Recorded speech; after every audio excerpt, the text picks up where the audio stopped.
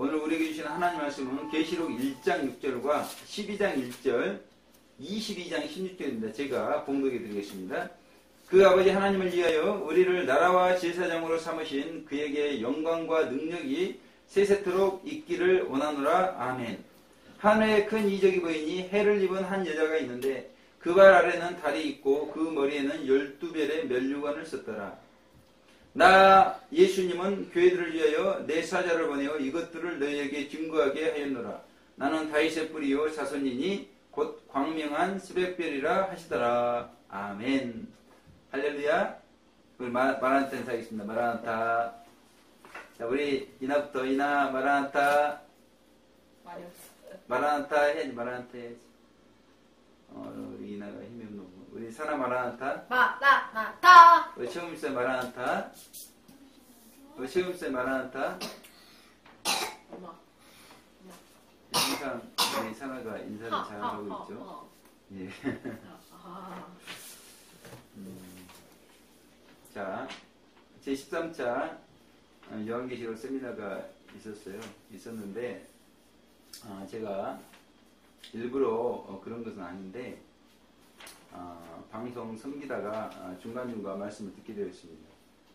그런데 말씀을 듣는 중에 세 가지가 제 마음에 부딪혀왔어요. 그러니까 질문할 내용들이 생기게 되었습니다. 그 중에 이제 두 가지를 몇몇 분들에게 질문을 드렸어요. 사실은 제가 신학교 3학년 이후부터는 거의 질문을 하지 않습니다. 왜 그러냐면 특별히 진리 증거하는 분들은 질문에서 대답을 못하게 되면 굉장히 자존심을 상해하는 부분이 있어요. 그래서 관계가 안 좋아질 수가 있기 때문에 되도록이면 질문을 하지 않기로 마음을 먹었단 말입니다. 대학교 1, 2학년 때는 사실은 마음껏 질문을 해도 사실은 크게 문제가 되지 않아요. 그때는 모르는 것이 많고 그렇기 때문에. 근데 이제 3학년 이후가 되고 그러면 질문하기가 점점 쉽지가 않습니다. 특별히 저희 교단에서 요한계시록이 증거가 된 것이 27년이 지났어요. 그만큼 많이 진리가 증거되었는데 질문을 했을 때 대답을 잘 못하게 되면 큰 낭패가 아닐 수가 없기 때문에 되도록이면 질문을 해도 좋은 상황 외에는 질문을 하지 않았습니다. 그럼에도 이번에 제가 세 가지 중에서 두 가지를 질문을 했단 말이에요. 그것은 왜 그러느냐?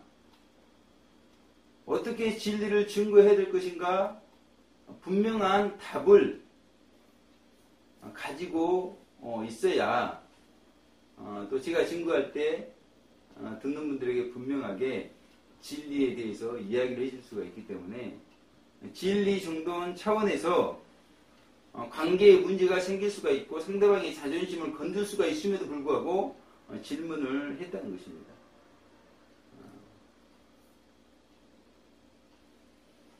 오늘날 이단들이 득세하고 종교 통합이니 혼합이니 인본주의, 기복주의 등 많은 교회 안에 문제들이 있습니다. 왜 이런 문제들이 이렇게 많을까? 생각해 볼 때 우선적으로는 이것은 진리 정돈의 문제다. 그렇게 생각해 볼 수가 있다는 것입니다. 진리가 정돈이 되어 있는데 이단들이 미혹한다 해서 넘어가겠어요? 그러지 않겠죠. 예수 외에도 구원이 있다. 이렇게 이야기할 때 진리가 정돈이 되어 있으면 말도 안 되죠. 아멘. 그러니까 우선적으로 삶은 둘째 치고라도 진리 정돈이 우선적으로 되어 있는 것이 매우 중요한데 특별히 말세지만을 살아가는 우리들에게는 성경의 핵심적인 부분에 대한 진리가 정돈이 되는 것이 매우 중요하다는 것입니다. 아멘. 아멘. 누군가 우리 사나에게, 누군가 우리 최근호 집사님에게 성경의 핵심적인 내용이 무엇입니까? 질문했을 때 어떻게 대답하시겠어요?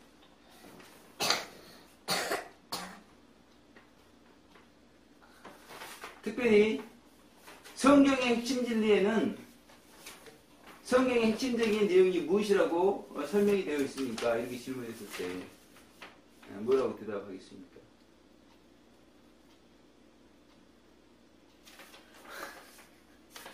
하나님을 아는 지식이 너무나 방대하기 때문에 그것을 다 설명할 시간이 없어요. 이제는. 그래서 핵심적인 것을 말할 수밖에 없는데 무엇을 말해야 되겠는가? 성경의 핵심 진리 강의에는 성경 전체를 통해서 상급에 대한 진리, 연단에 대한 진리가 정돈이 되어 있다는 것입니다.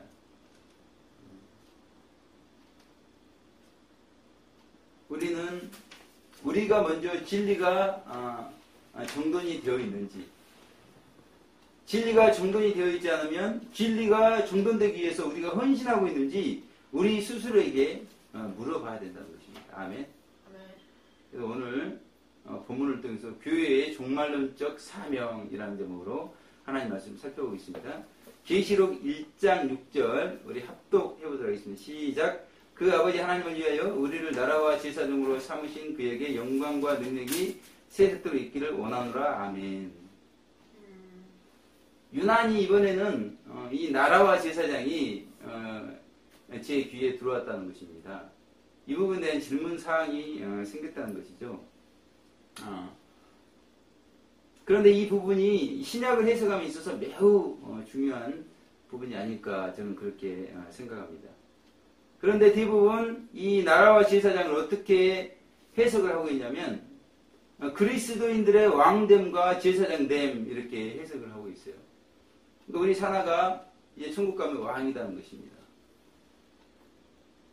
우리 최고님 집사님 천국 가면 왕이라는 것이에요. 말이 돼요? 근데 대부분 성도들은 그렇게 생각을 하고 있어요. 왜 그러냐면 그렇게 똑똑하다고 하는 유명하다고 하는 사람들이 가르치고 있기 때문에 그런 가르침이 미혹이 되어서 그렇게 생각을 하고 있다는 것입니다. 무슨 얘기인데 콩사탕이 싫어요 이렇게 했다가 어떤 사람이 입이 찢어졌어요. 콩사탕이 뭐지? 콩사탕이 싫어요 했는데 공산당이 싫어요로 잘못 들은 겁니다. 입을 찢어버린 거예요.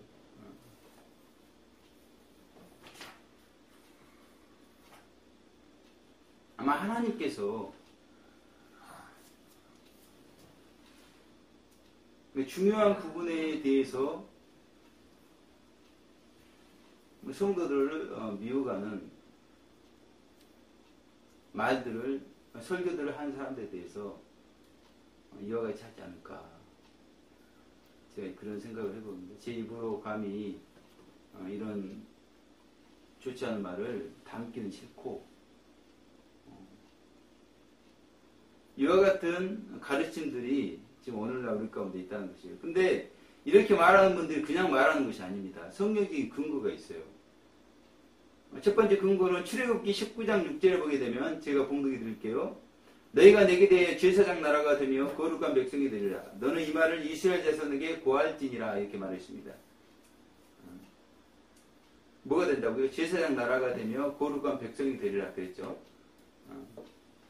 그리고 베드로전서 2장 9절을 보게 되면 오직 너희는 택하신 족속이요 왕같은 제사장들이요 거룩한 나라요 그의 소유된 백성이니 이는 너희를 어두운 데서 불러내어 그의 기이한 빛에 들어가게 하신 자의 아름다운 덕을 선진하게 하려 하심이라 이렇게 말했습니다.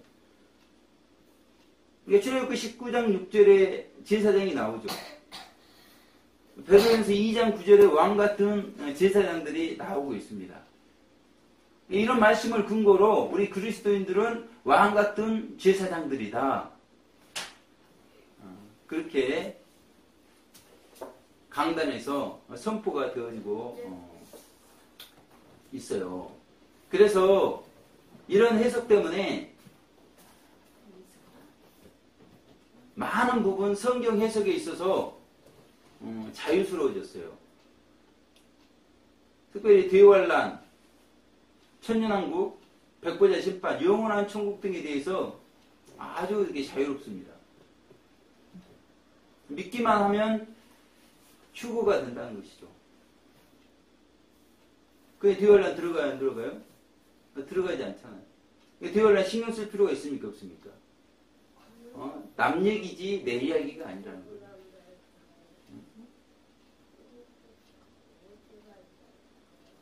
그리고 우리가 어떻게 신앙생활을 하든지 간에 우리는 믿다가 죽으면 어떻게 돼요? 왕이 되고 제사장이 된다는 거예요. 저렇게 우리 이나야 저기 예배 시간에 집중 안 하고 있는데도 죽으면 왕이 되고 제사장이 된다는 거예요. 얼마나 자유스럽습니까?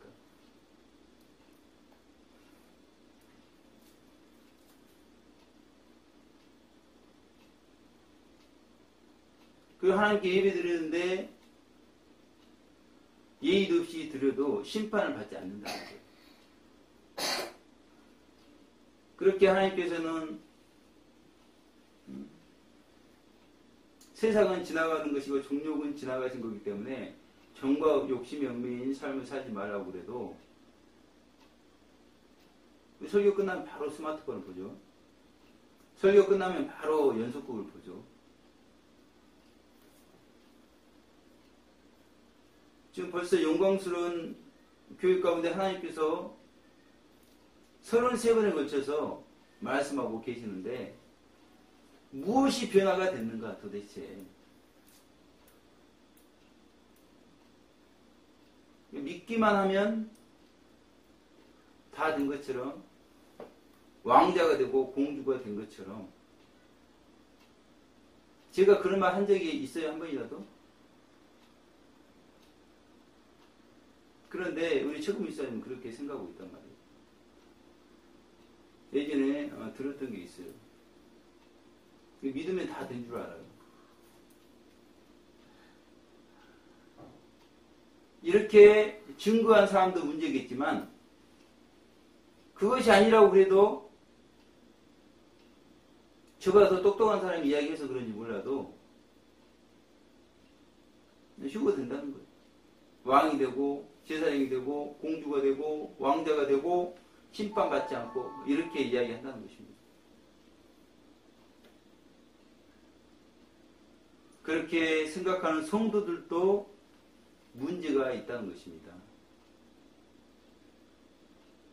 왜요? 그것이 성경적인 근거가 있지만 성경 구절을 들고 있지만 과연 그것이 성경적인가? 그 부분에 있어서 우리가 생각을 해봐야 된다는 것이에요.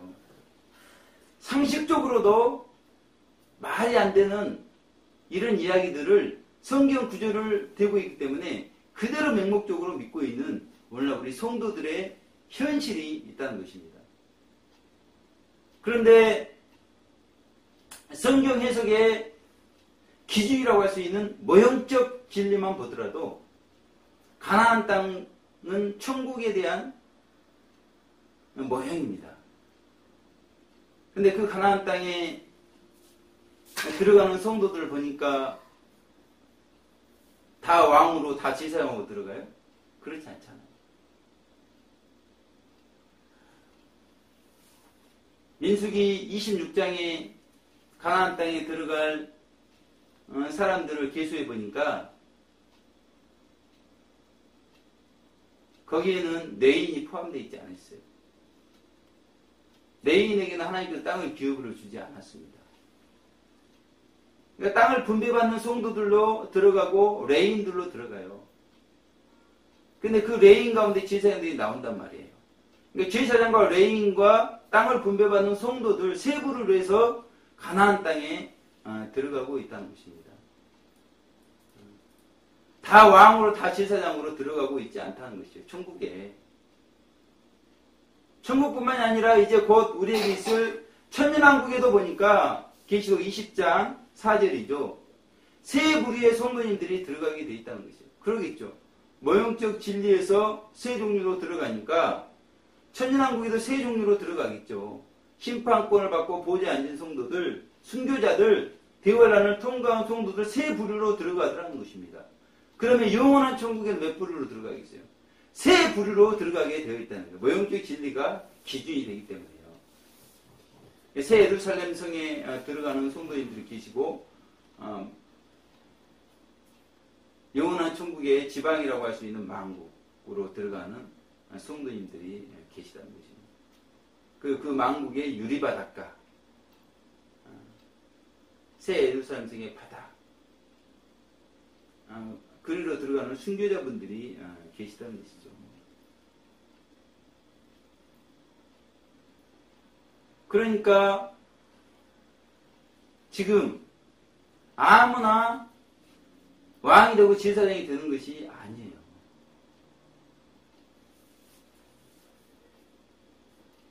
그런 분들이 성경적 근거로 둔 출애굽기 19장 6절, 베드로전서 2장 9절 말씀을 우리가 또 자세히 봐도 제사장과 백성, 왕 같은 제사장과 백성으로 구분을 하고 있단 말이에요. 물론 거기 제사장이 나와요.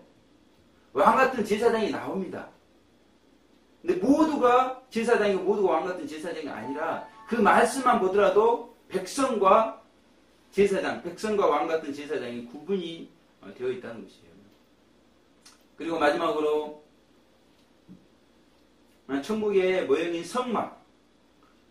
성막만 보더라도 성소와 지성소로 구분이 되어 있어요. 1년 1차 대제사장이 들어가는 지성소와 성소로 구분이 되어 있단 말이에요. 그러니까 성경 전체를 통해서 우리가 하나님 말씀을 정돈할 필요가 있는데 그 성경 중에서도 특별히 모형적 진리가 성경 해석의 기준이 되기 때문에 모형적 진리의 기초로 해서 볼 때 이 해석이 맞는지 틀리는지, 성경 전체를 통해 볼 때 이 해석이 맞는지 틀리는지 우리가 그렇게 살펴보고 진리를 정돈을 해야 돼요. 특별히 중요한 말씀들, 오늘 나라와 제사장에 대한 말씀 너무나 중요한 말씀이거든요. 그러면 나라와 제사장을 어떻게 우리가 해석을 해야 될까? 특별히 나라와 제사장 중에서 우리가 중점적으로 해석해야 될 부분은 나라란 말이에요. 나라. 그런데 구약과 신약, 이 나라로 이렇게 번역이 된 것이 너무나 많아요. 그래서 특별히 요한계시록만 보더라도 이 나라로 번역된 구절이 총 15구절입니다.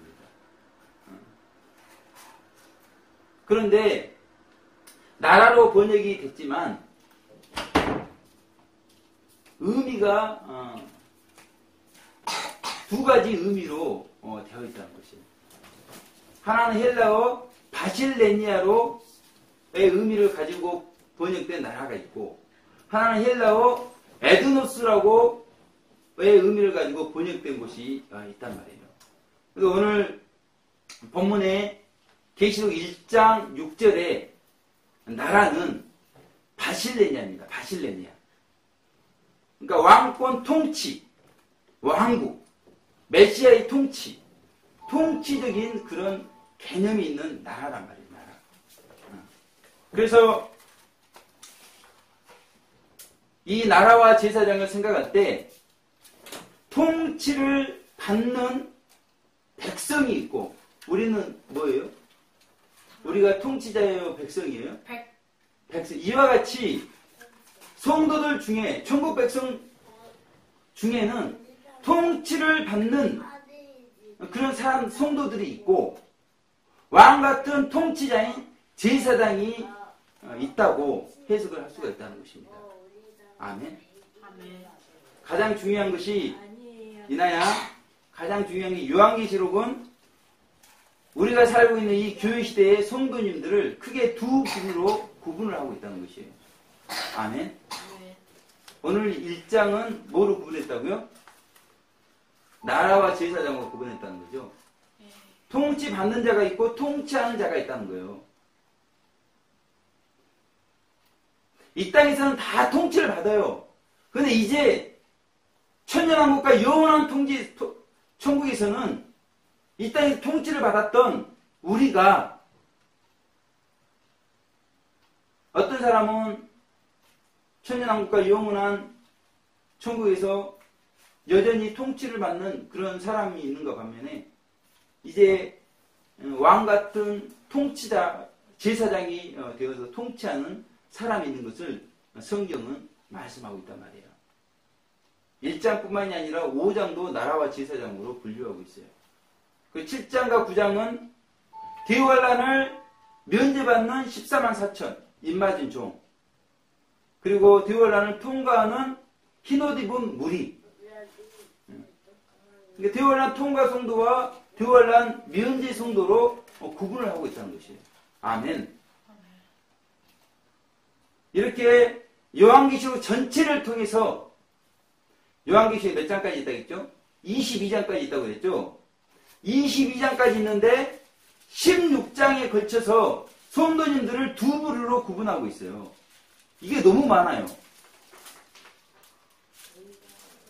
이걸 자세히 하려면 많은 시간이 필요합니다.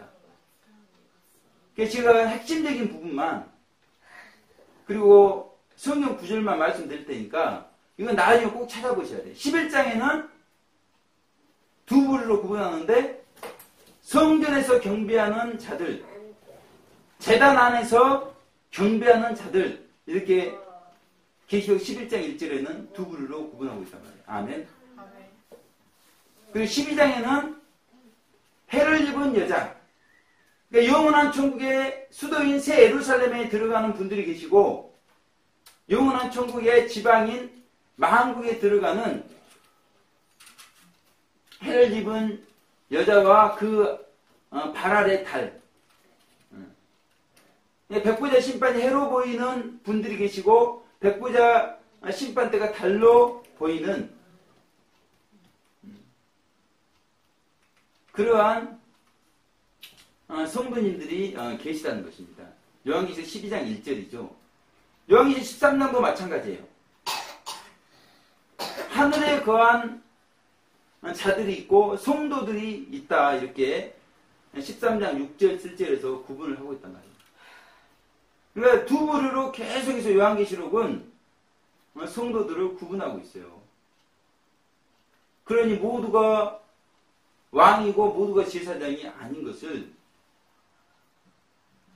너무나 명백하게 우리 가운데 보여주고 있단 말이에요. 14장도 마찬가지죠. 처음 익은 열매가 있고 성도들이 있는데 이제 두 번째, 세 번째 익은 열매 되시는 성도님들이 있다. 그렇게 14장 4절에 말씀하고 있죠. 그리고 12절에 말씀하고 있단 말이에요. 17장도 마찬가지죠. 부르심을 입고 빼내심을 얻고 진실한 자들이 있다는 거예요. 근데 부르심을 입었는데 빼내심을 얻지 못해서 대환란 가운데 있는 성도들이 있다. 이렇게 두 부류로 구분을 하고 있단 말이에요. 아멘. 아멘. 그것이 요한계시록 17장 14절에 제가 본문을 읽어드려야 되는데 시간이 없기 때문에 빨리 끝내야 되니까 이렇게 읽어드리는 겁니다. 꼭 찾아보셔야 돼요. 그리고 계시록 19장에는 어린 양의 혼인잔치가 나오고 있어요. 혼인잔치의 주인공이 누구죠? 신부가 주인공이죠. 어린 양의 아내, 즉 신부가 있고 신부만 있으면 돼요, 안 돼요? 객관. 그렇죠. 하객이 있어야죠. 청함을 입은 자들이 있다는 거예요. 이렇게 두 부류로 구분하고 있어요. 19장 7절 9절에 그렇게 말씀하고 있단 말이에요. 계시록 20장은 제가 조금 전에 말씀드렸죠. 심판권을 받고 보좌에 앉은 성도들이 있고 순교자와 통과 성도들, 크게 그렇게 두 부류로 구분할 수가 있다는 것입니다. 21장도 마찬가지예요. 저처럼 생명책에 기록된 분들이 있어요. 이런 분들은 백보자 심판대 앞에 서야 됩니다. 그런데 어린 양의 생명책에 기록되어서 백보자 심판대에 서지 않는 분들이 계셔요. 그러니까 생명책에 기록된 분들이 계시고 어린 양의 생명책에 기록된 분들이 계시는데 이 차이는 뭐냐면 백보자 심판대 앞에 서느냐 서지 않느냐 그 차이가 있다. 이렇게 두 부류로 계시록 21장 27절 생명책이 나오죠. 그 계시록 20장 12절 21장 27은 어린 양의 생명책, 20장 12절은 생명책이 이렇게 나오고 있습니다. 그리고 계시록 21장에는 완성된 천국을 유업으로 받는 아들이 있다는 거예요. 그리고 백성이 있다는 것입니다. 어때요? 모두가 왕 같은 제사장이요? 그렇지 않죠. 계시록 21장 7절 아들에 대해서 말씀하고 있고 21장 3절에는 백성에 대해서 말씀하고 있단 말이에요. 그리고 완성된 천국의 수도인 새 예루살렘의 성에 들어가는 땅의 왕들이 있고 지방에 해당하는 만국에 들어가는 성도들이 있는 것이 21장 24절에 기록이 되어 있단 말이에요. 그리고 마지막으로 22장에도 생명수를 분배하는 신부가 있고 생명수를 공급받는 듣는 자와 목마른 자와 원하는 자로 구분을 하고 있단 말이에요. 아멘. 아멘. 계시록 22장 17절 말씀이죠. 이와 같이 22장 중에서 16장에 해당하는 장에서 성도님들을 크게 두 부류로 구분을 하고 있단 말이에요. 이것 외에도 계시록 2장 3장에서는 이기신 분들, 빌라델비아 교회 목회자, 사대교회 몇몇의 성도님들, 그런 성도님들이 있는가 반면에 이기지 못한 분들이 있는 것을 우리 가운데 말씀하고 있어요. 그러니까 16장에 걸쳐서 이렇게 두 부류로 이렇게 나누고 있고, 그러니까 6장은 만 제외하고는 요한계시록은 두 부류로 성도님들을 나누고 있는 것을 우리 가운데 말씀하고 있는데, 특별히 왜 이렇게 두 부류로 나누고 있는가? 그 기준이 무엇인가? 지금 우리가 살고 있는 이 교육시대에 이긴 자가 되었는가 못 되었는가, 그것에 의해서 두 부류로 나눈다는 거죠. 그것에 의해서 어떤 분은 왕같은 제사장이요, 어떤 분은 백성이요, 그렇게 나누는데 신분을 따라 구분을 해볼 수가 있어요. 신분에 따라. 제가 방금 말씀하신 것처럼 왕같은 제사장이 있고 뭐가 있다고요? 백성이 있고, 그 유업을 받은 아들이 있고 뭐가 있다고요? 백성이 있다는 거예요. 그 혼인잔치 주인공이 누가 있다고요? 어린 양의 안에 신부가 있고 청함받은 성도들이 있다는 것이죠. 아멘. 아멘. 대환란을 중심으로도 구분을 해볼 수가 있어요. 대환란을 면제받은 몇 분? 14만 4천 분. 그리고 대환란을 통과하는 흰옷 입은 무리, 두 부류로 이렇게 나눌 수가 있다는 것입니다. 그리고 부르심을 입었지만 빼내심을 얻은 분들은 대환란을 면제받은 14만 4천이 되겠죠. 근데 그러지 못한 분들은 이 대환란을 통과하는 흰옷 입은 무리, 대환란을 중심으로도 구분을 해볼 수가 있어요. 경배하는 장소에 따라서도 구분을 해볼 수가 있죠. 계시록 11장에 보니까 어때요? 성전 안에서 경배하는 분들이 계시고 제단 안에서 경배하는 분들이 계셨죠. 아멘. 아멘. 그 완성된 천국의 초소에 들어가는 것에 따라서도 구분을 했었죠. 수도인 새 예루살렘 성에 들어가는 분들이 계셨고 지방인 만국에 들어가는 분들이 계셨죠. 아멘. 아멘. 그리고 소속에 따라서도 구분을 해볼 수가 있죠. 하늘에 거한 분들, 그리고 성도들로 분류를 했다는 거. 13장이 그랬죠. 그리고 추수의 순서에 따라서도 14장에서는 처음 익은 열매, 그리고 두 번째, 세 번째 익은 열매로 구분을 할 수가 있다는 것입니다. 그리고 계시록 21장, 22장에는 완성된 천국을 분배하는 것에 따라서도 아들과 백성으로, 신부와 듣는 자와 목마른 자와 원하는 자로 구분을 했다는 거죠. 백보자 심판 때를 가 어떻게 보이는가? 해로 보이는가? 달로 보이는가? 그리고 심판대 앞에 서는가? 서지 않는가? 서는 분들은 어떤 분들이라고요? 생명책에 기록된 분들 심판대 앞에 서란 말이에요. 근데 어린 양의 생명책에 기록된 분들은 심판대 앞에 서지 않는 분들입니다. 이렇게 확연히 구분을 하고 있어요. 아멘. 아멘. 근데 믿기만 하면 휴거되고, 믿기만 하면 왕 같은 제사장이 되고. 우리 사나도 그런 분들이 한 말씀 할 수 있겠죠. 요한계시록을 좀 찾아보시라고. 요한계시록은 교회 시대 동안 이겼느냐 이기지 않았느냐에 따라서 성도님들을 이렇게 16장에 걸쳐서 두 부류로 나누고 있는데 지금 무슨 소리 하냐고.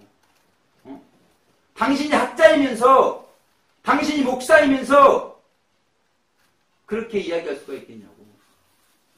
혹시 콩사탕이 싫어해서 입이 찢어진 사람 아냐고.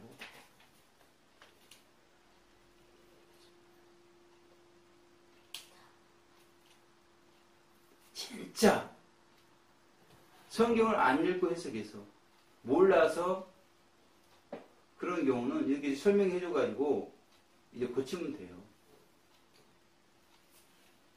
근데 자기가 잘못 증거하고 있는 것을 알면서 자존심 때문에 그동안 자기가 증거한 것이 있기 때문에 그것 때문에 계속 고집을 피우는 사람들은 정말 콩사탕이 싫어요 그 말 했다가 입이 찢어진 사람처럼 될 수가 있다는 것입니다. 그러므로 교회의 종말론적인 사명은 첫째, 일부 휴거를 주장하면서 성도들이 마지막 성화의 기회를 선용하고 대환란 때 추수권으로 준비되도록 하는 것입니다. 아멘. 아멘. 그래서 교회 시대에 이긴 자들 증거할 때도 빌라델비아 교회의 성도님들을 빌라델비아 교회에게 주신 편지부터 해석을 하는 거예요. 하나님께서 대환란을 면제받는 인마진종 14만 4천을 예정하셨다는 것을 먼저 정확히 알려주는 거예요. 근데 이분들이 그리고 어떤 분인가를 알려줌으로써 우리는 휴거 못될 성도구나. 근데 빌라델비아 교회에 보낸 편지에서도 아무나 14만 4천이 될 수 없는 것을 먼저 가르쳐준다는 것이에요. 그래서 대환란을 준비할 수 있도록 그렇게 먼저 우리가 대환란을 잘 통과할 수 있는 그런 성도로 준비를 하고 진리를 알지 못해서 방황하는 성도들을 옳은 길로 인도할 수 있는 그것이 교회의 종말론적 사명이라는 것입니다. 두 번째는 추수에 따라서 세 종류로 천년왕국에 들어간다는 것. 상급의 원리에 따라서 영원한 천국은 들어가게 되어 있다는 것. 다시 말해서 모두가 왕 같은 제사장이 아닌 것을 분명하게 가르쳐야 한다는 것입니다. 영원한 천국은 뭘로 이루어졌다고요? 상급으로 이루어졌다고요. 상급으로. 그래서 지금 이 순간에 성령님의 열매를 맺은 것, 그것이 영원한 천국을 결정짓는 아주 중요한 것들이기 때문에 우리가 순간순간 덕의 열매를 맺기 위해서 최선을 다하는 삶을 살아야 된다. 그것을 외치는 것이 교회의 종말론적 사명이라는 것입니다. 세 번째로 왕 같은 제사장이 되지 못하면 어떻게 돼? 벽보자 앞에 심판대 앞에 설 수밖에 없는 것을 외쳐야 된다는 것이에요. 그러면서 이제 백부자 심판대에 서는 사람들은 대환란을 통과해야 되는데 대환란에 누가 있습니까? 적그리스도가 있죠. 성도들의 권세가 다 깨지게 되어 있습니다. 순교를 당할 수밖에 없는 그런 죄를 범할 수밖에 없는 환경 가운데 처하게 돼요. 표냐 하나님이냐 둘 중에 하나를 선택할 수밖에 없는 상황이 있게 됩니다. 그럴 때 몸은 능히 죽여도 영혼은 죽이지 못하는 사람을 두려워할 것이 아니라 영혼을 지옥에 멸하시는 하나님을 더 두려워하도록 교회는 외치는 것이 종말론적 사명이라는 것입니다. 이와 같이 세 가지 일부 휴거다는 것이에요. 아멘. 아멘. 추수에 따라 상급에 따라 천년왕국과 영원한 천국에 들어가게 되어 있다는 것입니다. 아멘. 아멘. 왕같은 제사장이 되지 못하면 백부자 심판대 앞에 설 수밖에 없다는 것이에요. 그러므로 영혼을 흙이 지옥에 던질 수 있는 하나님을 사람보다 이 세상보다 더 두려워해야 되는 것을 우리는 외쳐야 되는 것을 말씀하고 있어요. 아멘. 아멘. 노방이 샤우터드 영광스러운 교회가 이런 교회의 종말론적 사명을 잘 감당할 수 있도록 먼저 우리에게 이러한 비밀을 깨닫게 해주신 것은 무슨 이유예요? 우리가 먼저 이러한 사명을 잘 감당하라는 것이죠. 그래서 본을 보이라는 것이죠. 그래서 교회와 성도들 깨어서 교회와 성도들도 이런 종말론적 사명을 잘 감당할 수 있도록 그렇게 믿기만 하면 아무나 휴거되고 아무나 왕같은 제사장이 되고 대환란 들어가지도 않고 백부자 심판 받지도 않고 그런 미혹 가운데 아주 편하게 자유롭게 신앙생활 하는 분들 얼마나 불쌍한 분들인지 모릅니다.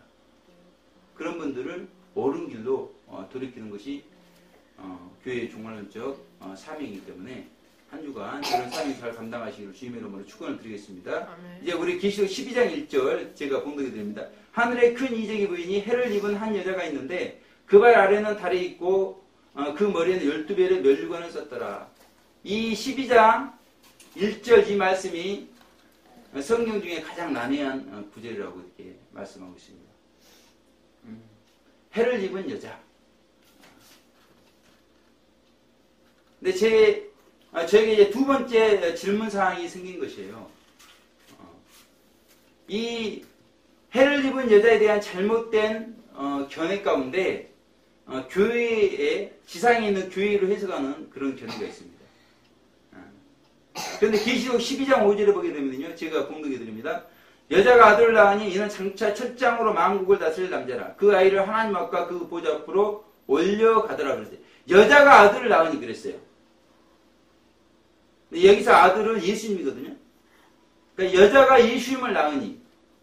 근데 지상에 있는 교회로 해석한 분들에 의해서 보면 교회가 예수님을 낳으니 그렇게 해석이 된다는 것입니다.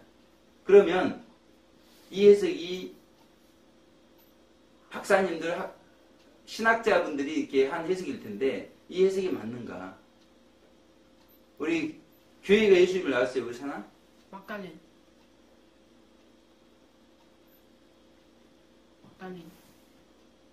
교회가 삼위일체 하나님으로부터 태어났죠.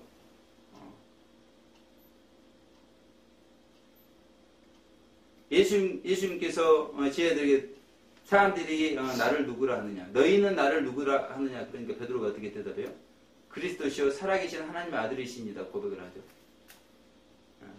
이것을 누가 가르쳐줬다고요?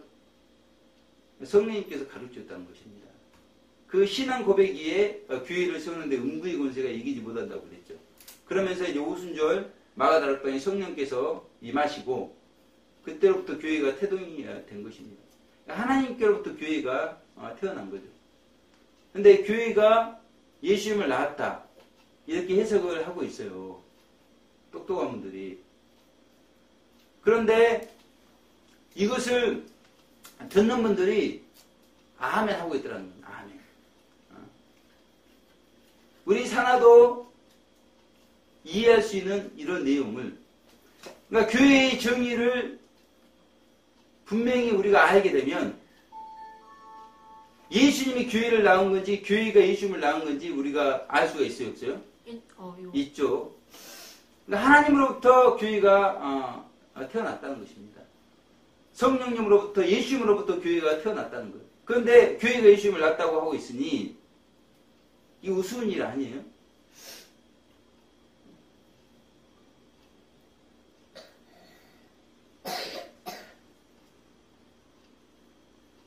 그럼에도 이 난해 구절은 학자들에 의해서 성도들의 침묵에 의해서 여전히 이야기되고 있다는 것입니다. 그러니까 이런 일들이 한두 가지가 아니라는 거예요. 어떤 유명한 목사님은 요한계시록 6장 흰말 탄 자를 적그리스도로 해석하고 있습니다. 요한계시록 6장 2절 말씀이죠. 우리 최근 목사님과 제가 다녔던 교회예요. 우리 교회? 유명한 목사님이십니다. 그 목사님도 제가 볼 때는 그 목사님이 그렇게 해석한 것 같지 않고 유명한 애국 학자가 그렇게 정통하기 때문에 그분의 견해를 그대로 사용한 것이에요. 흰말 탄 자가 활만 가지고 있다는 거, 활만. 그러니까 이게 정상적이 아니라는 것입니다. 그렇죠? 화살과 활이 같이 있어야죠. 그게 정상적인 거죠. 비정상적인 거기 때문에 이건 적그리스도다. 그렇게 해석하고 있다는 것이에요.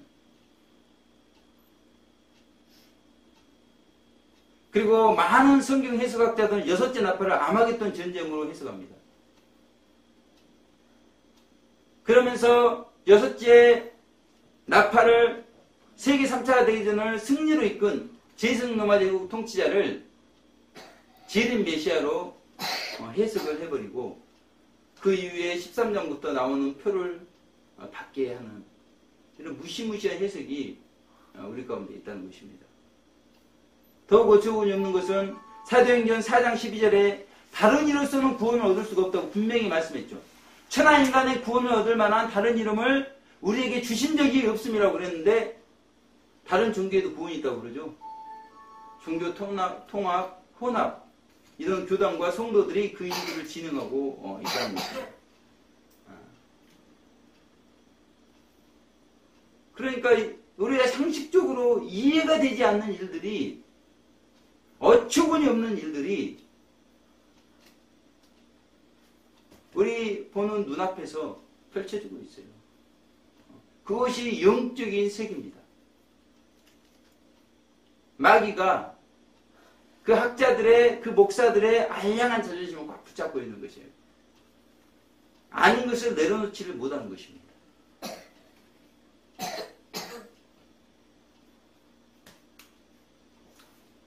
계시록 2장, 3장 이후 교회가 등장하지 않습니다.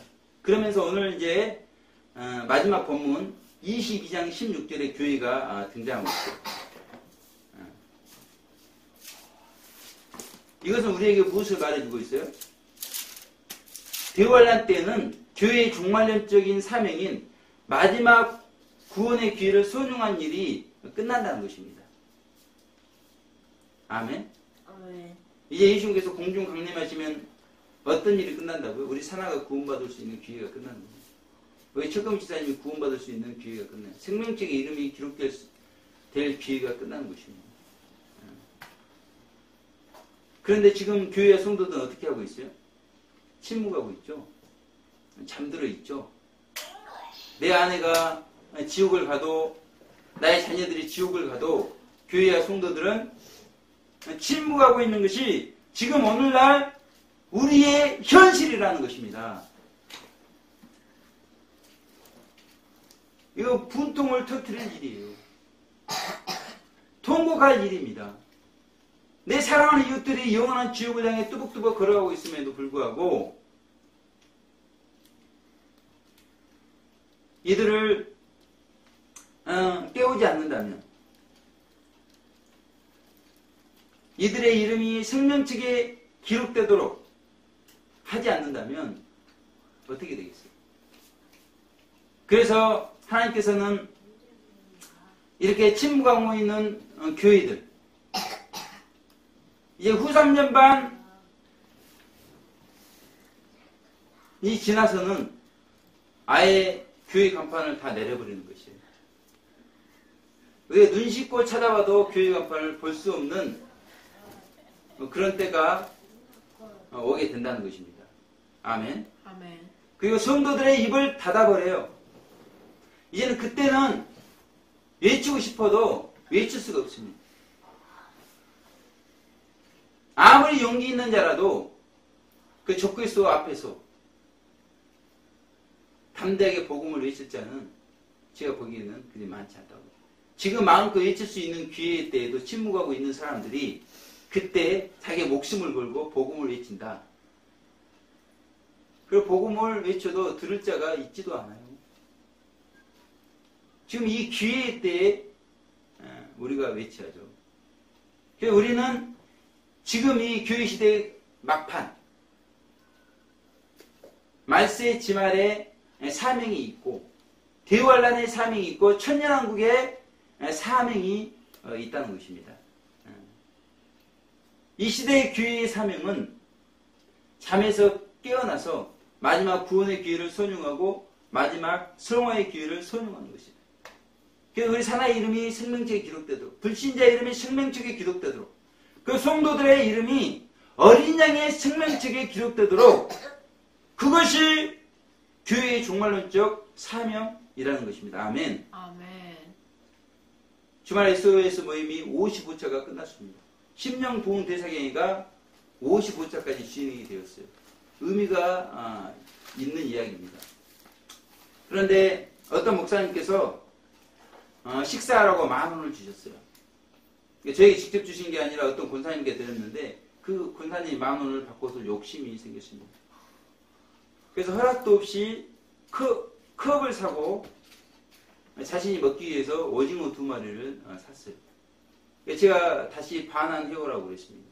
근데 이게 불순종을 했어요. 그걸 하나님께 다 보고 계신 거죠. 잠시 후에 조금 이상하게 생긴 아주머니가 무 2개를 가지고 제발 사달라고 이렇게 요청을 했습니다. 그런데 제가 분명히 듣기로는 2-3천 원이 남은 걸로 들었어요. 근데 사실은 알고 보면 이 오징어 값이 2-3천 원이었던 것입니다. 근데 저는 그게 남은 건 줄 알고 그렇게 들었어요. 그래서 제가 분명히 제 주머니에 돈이 있었어요. 근데 제 돈으로 살까 하다가 2-3천 원이 남은 것 같으니까 그 돈으로 그 무를 사주라고 이렇게 그랬습니다. 그런데 돈이 없는 거예요. 그래서 제가 이제 물론 제 주머니에 돈은 있지만 그 컵과 오징어를 그 무를 가지고 오신 분에게 주면서 그것을 이렇게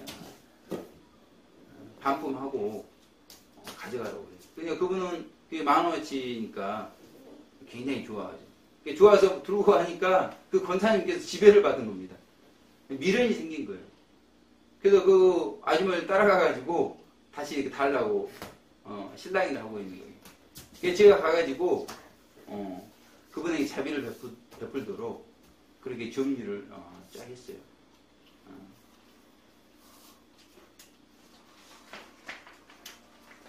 노방의 샤우터들이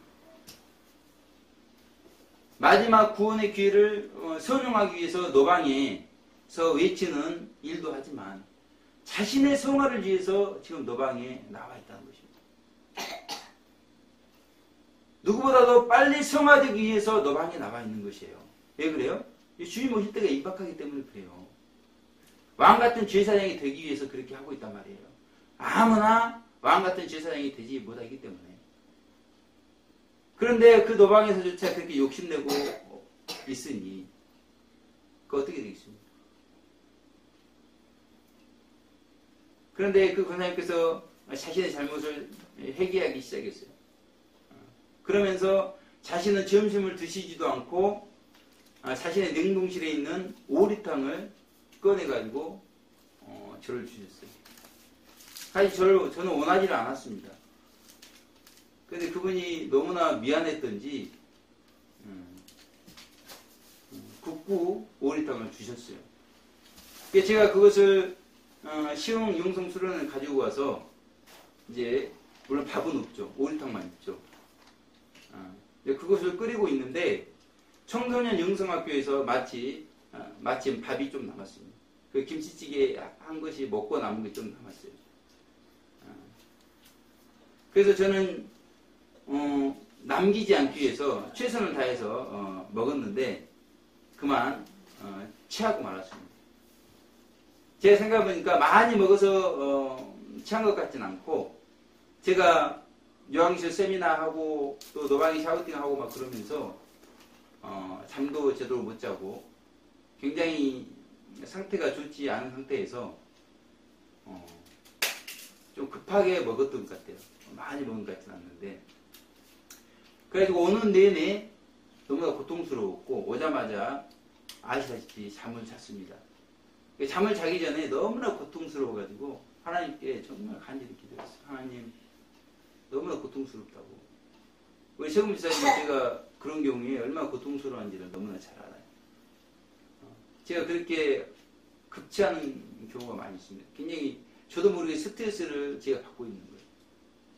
소화가 안 돼요. 그럴 때는 음식을 먹어도 그러면 그 소화될 때까지 얼마나 고통스러운지 모릅니다. 근데 하나님께 그렇게 아무튼 성화를 위해서 노방에서 외치는 사람인데 남기지 않기 위해서 바닥까지 깨끗이 긁어 먹었으니까 그런 부분에 대해서 해결을 했단 말이에요. 도대체 뭐 때문에 이렇게 제가 고통받고 있는 건지 뭘 잘못했나 보니까 그 음식만 그나마 바닥까지 먹은 거 그게 기억이 나요. 그걸 해결했더니 아무튼 저도 모르게 잠을 자기 그런 편안해졌습니다. 교회의 종말론적인 사명은 마지막 구원의 기회를 선용하는 거예요. 이게 굉장히 중요합니다. 왜 그래요? 이제 우리가 구원받고 싶어도 천국 가고 싶어도 기회가 없단 말이에요. 그리고 마지막 성화의 기회를 동시에 선용하는 것이에요. 이것이 진리가 종돈된 사람의 당연한 삶의 모습입니다. 모르면 어쩔 수 없겠지만 지금 주님은 심판주로 오시는 것을 모르는 사람은 거의 없을 거예요. 그러면 내 아내와 자녀들이 영원한 지옥을 가게 돼 있단 말이에요. 그리고 우리는 성화되지 못하면 대열 안에 들어갈 수밖에 없는 그것이 진리란 말입니다. 그걸 알면서 우리가 어떻게 마지막 구원의 기회, 마지막 성화의 기회를 등한히 여길 수가 있겠는가? 그런데 교회 성도들은 어때요? 잠들어 있다는 거예요. 이런 진리가 선명하지 못하기 때문에 그래요. 정말 두 눈에 피를 흘리면서 지옥 가는 영혼들이 지옥 가는 모습을 보면서 그 오장육부가 썩어내리는 그 예수님의 마음과 눈물이 있다면 우리 이웃들이 잠들어 있지 않아요. 안에만 갇혀 있지 않을 것입니다. 그런데 선명하지 못하니까. 그래서 노방의 샤우터들 영광스러운 교회가 먼저 진리가 정돈이 되기 때문에 이런 걸 선포를 하는 거예요. 그래서 교회와 성도들을 깨우는 것입니다. 지금 잠들어 있을 때가 아니다. 내 아내가 지옥 간다. 내 자녀들이 지옥 간다. 우리가 대환란에 들어간다. 아무나 왕이요 제사장이 아니다. 성경을 분명하게 강력하게 가르치면서 외치는 것이에요. 아멘. 이것이 교회의 종말론적인 사명이라는 것입니다. 우리는 이 일을 위해서 목숨을 걸어야 돼요. 이 일이 얼마나 귀하고 중요한 일인지 모릅니다. 그래서 우리는 이제는 이 진리 전파를 위해서 우리의 모든 것을 다해서 한 영혼이라도 진리를 바로 알고 바로 살 수 있도록, 그래서 생명책에, 어린 양의 생명책에 이름이 기록될 수 있도록 한 주간 그런 삶 사시기를 주님 여러분을 축원드리겠습니다. 기도하겠습니다. 하나님 아버지 감사합니다. 교회의 종말론적인 사명, 마지막 구원의 기회를 선용하고 마지막 성화의 기회를 선용하는 복된 삶을 영광스러운 교회가 살 수 있도록 인도하여 주시옵소서. 아버지 하나님, 정말 어처구니 없는 진리 해석들이 난무하고 있습니다. 특별히 중요한 아버지 나라와 제사장, 하나님 해를 입은 여자, 아버지 하나님, 이런 중요한 것들을 잘못 해석함으로 성도님들이 이제 대환란을 준비하고 또 천년왕국을 준비하고, 하나님 아버지 이제 휴구가 되지 않는 것을 또 생각하면서 자신을 살피고 이웃들을 살펴야 될 중요한 때, 모두를 잠들게 하고 있는 것은 이와 같이 진리가 선명하지 않기 때문에 바른 진리의 삶을 살지 못하고 있는 것을 오늘 생각해 보았습니다.